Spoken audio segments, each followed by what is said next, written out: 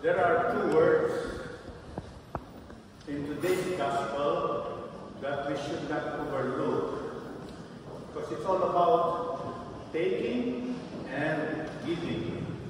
The word took or take and gave were often repeated in this gospel as if it was meant for us not to ignore it. Was saying, while that was the words of the Last Supper with his disciples. And then while they were eating, gospel says, he took bread, said the blessing, broke it, and gave it to them. Then he said, take it, this is my body. Then he took the cup, gave thanks, gave it to his disciples. The word gave was very often repeated, and this is that because the word gave was the same word that was actually said in the last Sunday's gospel when we celebrated Blessed Trinity Sunday. And we know all the text. John 3:16, was it again?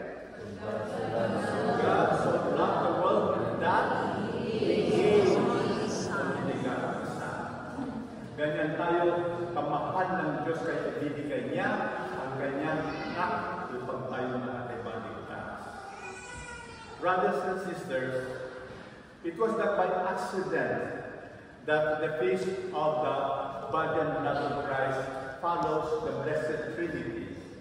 Because both feasts actually tell us one most important character and nature of God, and which says our God is a giving God. Ang ating Diyos ay isang Diyos na mapagbigay at nagbibigay. The book of Genesis tells us that when God created us, He created us in His image and likeness. Nilikha niya tayong katulad at kawangis niya. Each of us, you and me, were created in His image and likeness. And what does it mean? Because if our God who created us in His image and likeness is a giving God, each of us therefore should learn to become also a giving person, isang taong mapagbigay at nagbibigay. I have one single great lesson on giving to share with you today, because now is my moment to give over to Father Simon the ministry of the Filipino chaplaincy here in Berlin, which I have served for 11 years. I am giving over to him. That is one great lesson that our gospel will tell us. Life, I believe, is a series of giving over what we have taken. We receive, but in order to give. Nobody lives for oneself, St. Paul tells us in his letter to Corinthians. We sing that too, you know. Walang sino man na buhay para sa sarili lang. Nobody lives for himself. We receive blessings from the Lord, not for our own sake, but in order to become blessings to all others around us. That is how I looked at my transfer from the Archdiocese of Cologne to the Archdiocese of Berlin 11 years ago. I was empowered to serve the Filipinos in Berlin, and I tried my best to be your fourth pastor, the pastor of the people here for 11 years until now. And I thank my superiors for choosing this day after 11 years that I give over to Father Simon this empowerment to continue to serve the Filipinos in Berlin.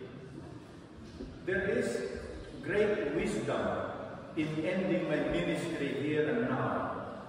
At this point in time, after the COVID season, you see, if we look around, as I could see from here, it's about 40% are young faces, new arrivals. And what does that mean? Is that it is best also to give over this ministry to one who is younger and proven able for this ministry, to Father Simon Boyser. And with this, I make my graceful exit. So brothers and sisters, having said all that, I would still like to share this spirit of giving over gracefully to all those who have worked with me in this migrant ministry. Several have been actively holding leadership positions since the foundation of the Philippine community here in Berlin, 1986, means 38 years ago. And they are still here. And even some are even acting as leaders. I thank you for your long years of ministry as leaders to your groups. But think too that since then, many of the children who were born in your best years have now become adults themselves.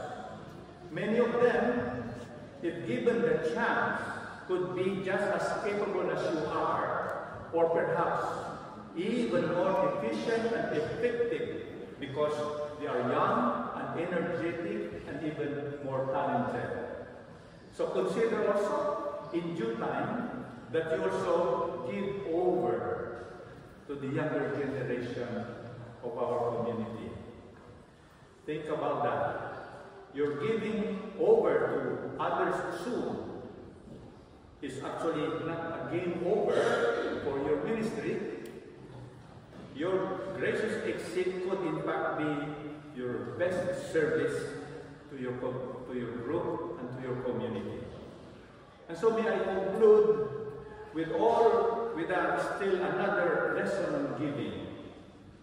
Thanksgiving. Giving thanks. What we celebrate today, Mass, is called the Holy Eucharist. And Eucharist means thanksgiving, thanking God. And so may I invite you all to tell the Lord with me for all that has been.